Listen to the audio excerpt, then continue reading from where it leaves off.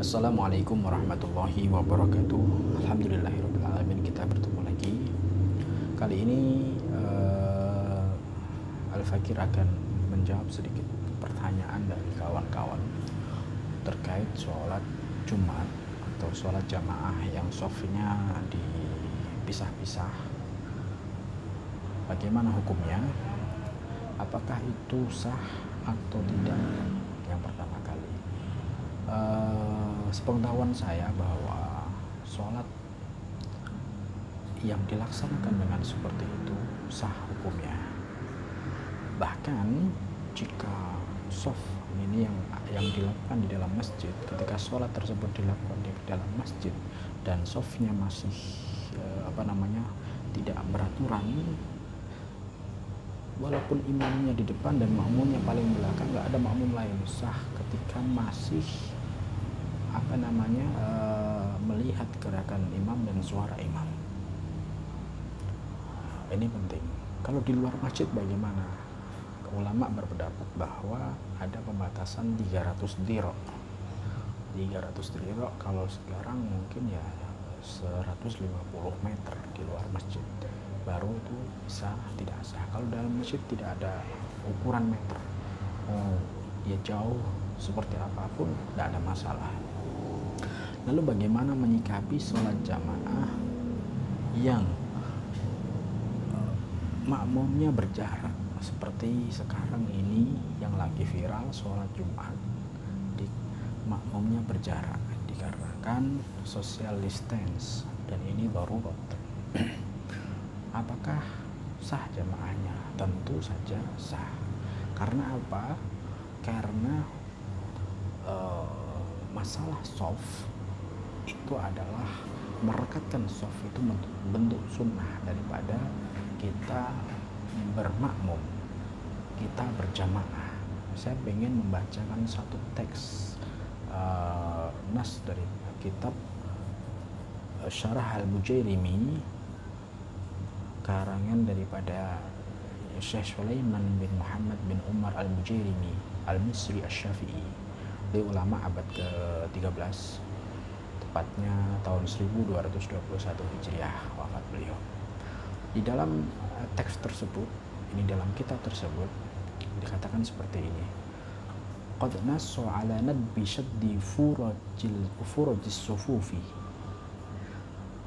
Dinas di dalam mazhab Syafi'i bahwa sunnah ala apa yang sunnah ala saddi furajis sufufi, menutup daripada bolongan sof-sof. Jadi merekatkan sof, atau jika ada sof di depannya masih bolong, belum ada orangnya, maka kita disunahkan untuk menutup bolongan tersebut. Wa alla yashra'a fi soffin hatta yutimma ma qablahu, dan jangan sampai ketika masih ada bolong kita membuat alla yashra'a fi soffin, membuat sof baru sehingga yang depan tadi sempurna. Wa ayyufsiha liman yuriduhu falau khalafu syai'an min dhalik kurihat sholatuhum, dan jika kita tidak melaksanakan hal tersebut maka sholat kita hukumnya makruh. Sholat jamaah kita hukumnya makruh karena membiarkan shaf terbuka.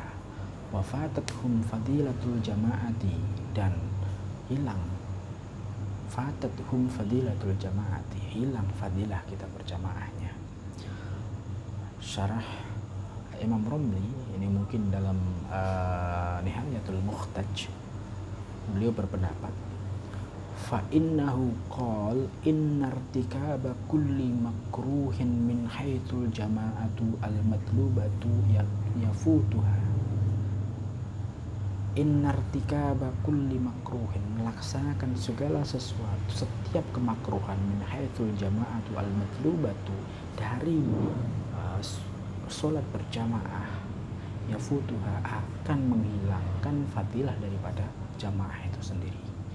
Wa naqala sin mim, ini maksudnya adalah Imam Ibnu Qasim mengutip hal tersebut juga an Ibnu Hajar daripada Imam Ibnu Hajar Al-Haytami. Maksudnya Ibnu Hajar ada dua, Ibnu Hajar Al-Haytami dan Ibnu Hajar Al-Asqalani. Kalau ahli fikih Ibnu Hajar al-Haytami, sedangkan ahli hadis Ibnu Hajar al-Asqalani. Ini mungkin di dalam kitab Tuhfatul Muhtaj.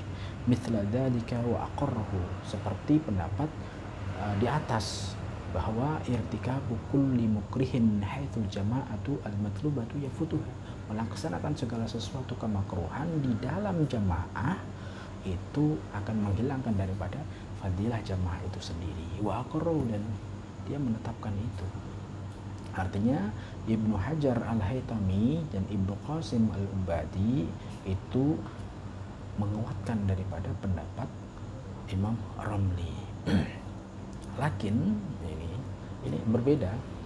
Fi Fatawa Ibnu Romli, di dalam fatwa Imam Romli, ini kitab Fatwa Romli, anna sufufa al-muqatta'ata tahsul lahum fadilatul jama'ati. Saf-saf yang terputus tadi tahsul lahum fadilatul jama'ati, mereka mendapatkan fadilah jamaah itu sendiri, duna fadilah tasfufil awali, akan tetapi tidak mendapatkan fadilah saf yang awal. Jadi Imam Romli di sini di dalam fatwanya membedakan antara fadilah jamaah itu sendiri dengan fadilah saf awal. Wa nukila mithlu dzalika an syarafi al-Munawi wa an Syekhul Islam, dan hal tersebut juga dinukil di dalam pendapat Imam Munawi, juga pendapat Syekhul Islam. Maksudnya Syekhul Islam di dalam sini adalah Syekhul Islam Zakaria al-Ansari. Ini idza utliqa Syekhul Islam fi madhhab Syafi'i, ketika dimutlakan penyebutan Syekhul Islam di dalam madhab Syafi'i, maka yang dimaksud adalah Syekh Zakaria al-Ansari. Berbeda ketika dimutlakan penyebutan tersebut di dalam madhab Hambali, mungkin itu yang dimaksud dalam Syekhul Islam di situ adalah Syekhul Islam Ibnu Taimiyah. Ketika di madhab Maliki, siapa yang dimaksud madhab Syekhul Islam dalam madhab Maliki adalah Abi Zaid al-Qayrawani dari Qayrawani, Tunisia. Kalau madhab Hanafi, ada Syekhul Islam di madhab Hanafi namanya Abi Lais as-Samarqandi. Beda-beda tentunya ya. Hadza wa qad alimtu anna al-mu'tamad ma qalahu Mimra. Ini yang muktamad, yang kredibel sebenarnya adalah qaulnya di Nihayatul Muhtaj ila Syarhil Minhaj, yaitu tidak mendapatkan fadilah jamaah. Ini yang muktamad. Akan tetapi bagaimana? Apakah kita boleh melakukan? Boleh saja. Dan kita mengambil qaul fatwa Imam Romli, tetap mendapatkan fadilah daripada jamaah itu sendiri. Apalagi sekarang kita darurat untuk melakukan hal tersebut, tentunya itu menjadi pertimbangan tersendiri. Wallahu a'lam bishawab. Assalamualaikum warahmatullahi wabarakatuh.